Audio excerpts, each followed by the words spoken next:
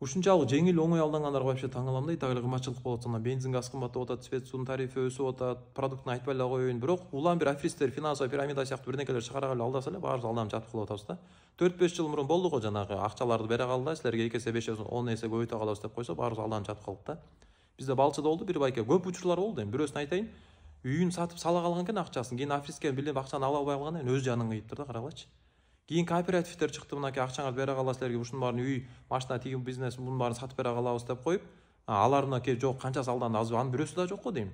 Анын баарын реклама кылгандар мына ырчы блогерлер эмне Кудайдан коркуш керек да, ошондой эле нерселерди реклама кылганданчы бир аз анализдеш керек, издениш керек, сураштырыш керек, болобу болбойбу рекламаласа депчи. Кийин мынакей бир таанышым бир Америкага бир бала эме деп чыгара калса, легально алып бара калам, 15 000 доллар бере калла десе, бир таанышым алданып калыптыр. Андай алдангандар толтура миңдепкен да. Эми ойлош керек да, акылды Кудай таалам берди да. Нелегально через Мексика барып, стеналардан секирип, лодкалар менен барып, канча бир айлап жатканда 15-20 000 доллар кетет экен да. Кантип ана легально 15 000 долларга эле апара калган да, карагылачы. Дагы бир мынакей жакында магазинге кирип чыгып баратсам, бир кошунам 60-тарга чыгып калган байке. Шашып ушуп элбелеңдеп мындай шудуңдапчы, муну салып бере калчы срочно дейт, 3000 сом. Эмнеге десем, бир машина ойнотуп атат, мен срочно билет ала калышым керек, ошо балки мен утуп калам дейт. Айтып атам, кечке түшүндүрдүм да. Бул биринчиден арам болбойт, жөн эле лотерея бул. Экинчиден сиз утасызбы, утпайсызбы? Үчүнчүдөн бул аферист эле болушу мүмкүн да, ал ойнотуп атабы. Бирок ойноткон күндө деле ал кошунасына, досуна, таанышына берип коюшу мүмкүн ал машинаны. Сиз кантип кайсы учурда утасыз десем, анда мына миңдеп алдангандар бар экен. Миңдепчи ошондой лотереяларды. Жөн жерден 3000 сом эми жерде жатпайт, ал деле керек да. Мынакей нан чай алсаң болот дегендейчи. Оңой алданып бербеш керек да. Мына жакында мен муну неге айтып чыгарып атам видеону? Кече көрүп вообще таң калдым жана.